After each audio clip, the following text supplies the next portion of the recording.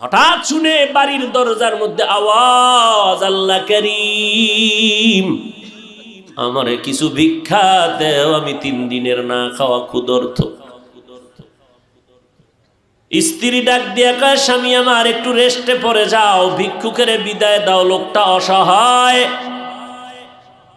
স্বামীর মাথা গরম, জীবনে কেউরে ভিক্ষা দেই না, সময় নাই, যখন তখন মনে চায় দরজায় দাঁড়াইছে, কত বড় বেয়াদব, গালাগালি শুরু করছে। স্ত্রী কয়, স্বামী তুমি যে বাড়ি লেখা দিবা তা না, হালকা পাতলা কিছু দিয়ে দিলেই তো হয়ে যায়, গালি দাও কেন? আমার আব্বা জানের দেখি নাই যে জীবনে কারোরে গালি দিছে এবং কটু কথা বলছে, এবং জীবনে আমার বাবাই কোনো ভিক্ষুকের খালি ফিরায় নাই। আমি তার সন্তান, আমার কষ্ট লাগে ভিক্ষুকের খালি ফিরাইয়া দিতে। স্বামী বেচারা দুর্ব্যবহার করে, কয়, এই বিবি, মন চাইলে তুই যাইয়া দিয়া দে, আমার সামনে আর এই বিষয়ে কথা বলবি না।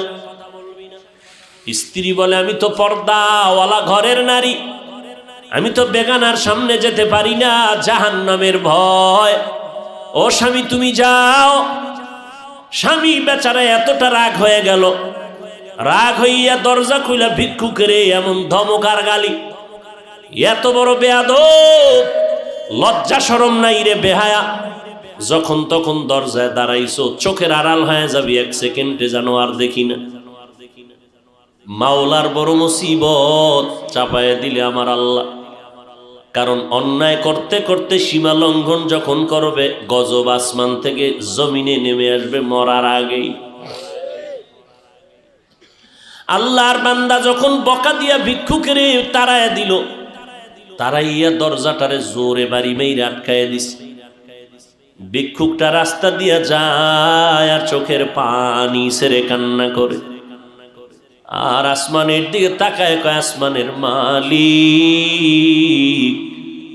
তুমি আমারে এমন গরিব বানাইছো যে মানুষের দ্বারে না গেলে আমার বাচ্চাদের মুখে খানা যায় না।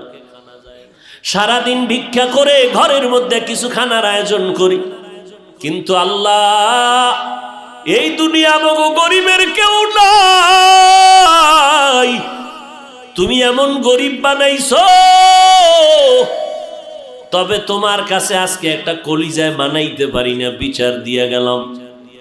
ওই লোকটা টাকাওয়ালা আমারে ভিক্ষা দিবে না বললেই তো হইতো, আমারে এতগুলো গালি কেন দিল আমি সহ্য করতে পারি না, মইরা যাইতে মনে চায়।